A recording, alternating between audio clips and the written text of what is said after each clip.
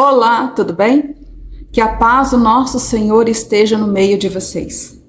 Hoje eu quero falar a respeito de Atos, capítulo 2, do versículo 22 até o 33. Quero dar uma lidinha e tentar falar rapidamente algumas coisas que eu compreendi e espero que ajude a edificar a vida de cada um que ouvir. Varões israelitas, escutai estas palavras. A Jesus Nazareno, varão aprovado por Deus entre vós, com maravilhas, prodígios e sinais, que Deus por ele fez no meio de vós, como vós mesmos bem sabeis. Aqui está nos dizendo que Jesus Cristo, aprovado pelo Pai, como ele demonstrou essa aprovação? Ele demonstrou essa aprovação fazendo através de Jesus Cristo muitos sinais, muitas maravilhas. Então isso mostra pra gente que até o Filho de Deus que veio na terra como homem foi humilde para mostrar que tudo aquilo que ele fazia, tudo aquilo que ele falava era vindo do Pai, que ele foi instrumento do Pai aqui na terra. E muitas vezes a gente vê pessoas sendo usadas por Deus, tanto em oratória, em curas, vários sinais. E muitos esquecem que isso vem de Deus, que não é deles, que eles são homens, que eles são falhos, são pecadores, que quem move neles é o Espírito Santo, é o poder do Espírito Santo. Então tudo vem do Pai, que nós somos apenas vasos do Senhor e Ele pode nos usar ou não usar. Isso é critério dele, mas quando usar, tudo isso é dele. Nada é de nós. Então tudo isso é feito para a glória dele, para que o nome dele seja conhecido. Aí continuando aqui no versículo 23. A este que foi entregue pelo determinado conselho, né? A este que eles falam é Jesus Cristo, né? Que Jesus Cristo foi entregue pelo determinado conselho e presciência de Deus, tomando-o vós, o crucificastes e matastes pelas mãos de injustos. Aqui diz pra gente que os judeus tomaram Cristo e entregaram aos romanos para ser crucificado. Mas isso tudo Deus Pai já sabia. Ele já tinha determinado isso desde o início. E aí a gente pode ver isso com mais clareza aqui em Gênesis. Gênesis capítulo 3, do versículo, deixa eu ver aqui. Do versículo 14 ao 15. Então o Senhor Deus disse à serpente: portanto fizeste isso, maldita serás mais que toda besta, e mais que todos os animais do campo. Sobre o teu ventre andarás, e pó comerás todos os dias da tua vida. E porei inimizade entre ti e a mulher, e entre a tua semente e a sua semente, esta te ferirá a cabeça, e tu lhe ferirás o calcanhar. Aqui a gente entende então que Deus, Pai, já estava dizendo da vinda de Jesus Cristo, que ia vir através da descendência de uma mulher, que foi a Maria.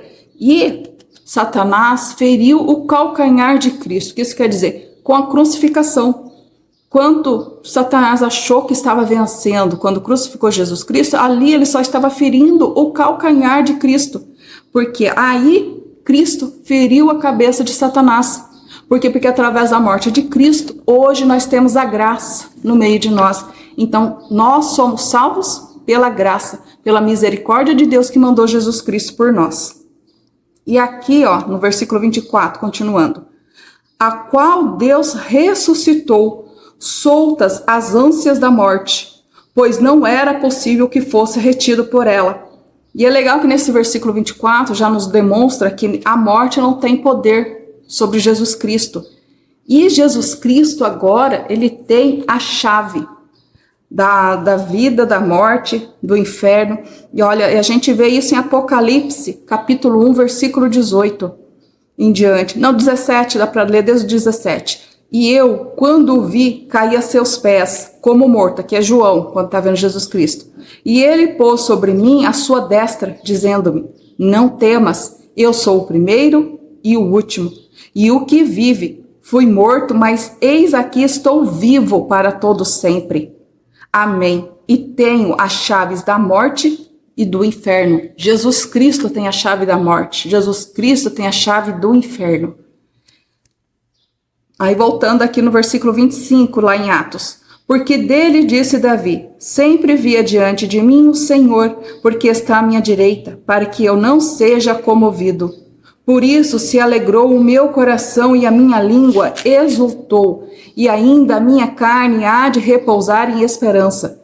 Pois não deixarás a minha alma no Hades, nem permitirás que o teu santo veja a corrupção.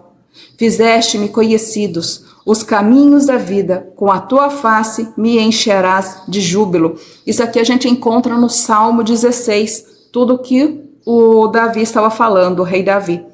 Aí aqui, o apóstolo Pedro falando, varões e irmãos, seja-me lícito dizer-vos livremente acerca do patriarca Davi, que ele morreu e foi sepultado, e entre nós está até hoje a sua sepultura. Então, Deus abriu o entendimento deles, para que eles compreendessem que o que Davi estava falando na época era o Espírito Santo revelando a ele que Jesus Cristo iria morrer e iria ressuscitar. Não era Davi que ia morrer e ressuscitar, tanto é que eles tinham a prova de que ele estava enterrado, ele estava na sepultura lá que eles conheciam. Então, aí eles tiveram o entendimento que Davi falava de Jesus Cristo. Aqui no versículo 30, sendo, pois, ele profeta. Então, eles reconheciam que Davi, ele era profeta também. E sabendo que Deus lhe havia prometido com juramento que do fruto de seus lombos, segundo a carne, levantaria o Cristo para o assentar sobre o seu trono. Nesta previsão, disse da ressurreição de Cristo, que a sua alma não foi deixada no Hades, nem a sua carne viu a corrupção. Deus ressuscitou a este Jesus, do que todos nós somos testemunhas, de sorte que, exaltado pela destra de Deus, e tendo recebido do Pai a promessa do Espírito Santo, derramou isto que vós agora vedes e ouvis. Então aqui ficou comprovado então que o rei Davi era profeta, que ele teve o entendimento, a revelação de Deus, que Jesus Cristo viria, que Jesus Cristo é quem sentaria no trono, é ele que vai liderar, que lidera todos nós. É através de Jesus Cristo que hoje temos a graça, a reconciliação com Deus. E aqui mostra para a gente que nem a sua carne viu a corrupção, ou seja, Cristo foi glorificado. Então, após Cristo ter morrido, ao terceiro dia ele ressuscitou. Então, ele não chegou naquele nível de corrupção da carne começar a apodrecer. Não, ele foi ressuscitado. E os apóstolos, aqui, ó, Pedro é bem claro, todos nós somos testemunhas. Porque muita gente, assim, acha que isso tudo não é verdadeiro, tudo. Mas qual homem que daria a tua vida por algo que ele não cresce? E aqui eles foram testemunha, eles viram tudo. Então eles morreram por aquilo que eles viram, por aquilo que eles realmente acreditavam, que eles sabiam que era verdade. Então todos os apóstolos foram testemunhas do nosso Senhor Jesus Cristo, de tudo que ele passou, de todos os sinais e maravilhas, da morte, da ressurreição. Por isso eles foram até o fim, porque eles sabiam, eles conheciam a verdade, sabiam que após a morte deles, o que estaria esperando por eles. É claro que não em todos os detalhes, porque Deus mesmo fala para nós que a gente não tem noção do quanto é bom estar com ele no reino, que isso aqui, a nossa vida aqui na terra é apenas um sopro e não é nada comparável ao que nos espera vivendo com ele. E depois aqui no versículo 33 que a gente vê, que tendo recebido do Pai a promessa do Espírito Santo. Então, Deus Pai Todo-Poderoso deu a promessa a Jesus Cristo que iria ter o derramar do Espírito Santo dele em nós.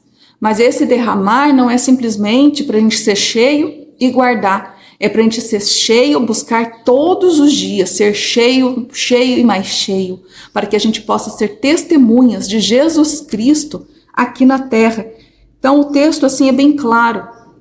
Ele nos mostra bem, nos dá bem o entendimento de que nós somos testemunhas de Cristo, de que a glória de Deus se manifesta em nós para que Deus seja honrado, para que Deus seja glorificado e não para nós sermos exaltados.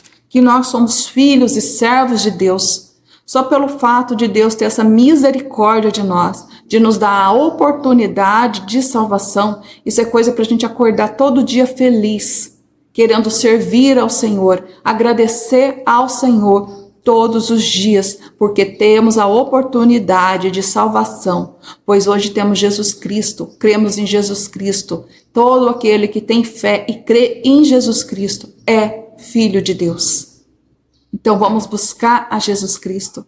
E todo aquele ainda que não conheceu, eu peço que Deus o ajude a conhecer Jesus Cristo. Que Jesus Cristo se revele a todos que ainda não o conheceram. Porque Deus não quer que nenhuma alma se perca. Ele quer que todos se salvem. Em nome de Jesus, recebam o nosso Senhor Jesus Cristo. Que a paz do nosso Senhor esteja sempre com vocês. Deus abençoe vocês.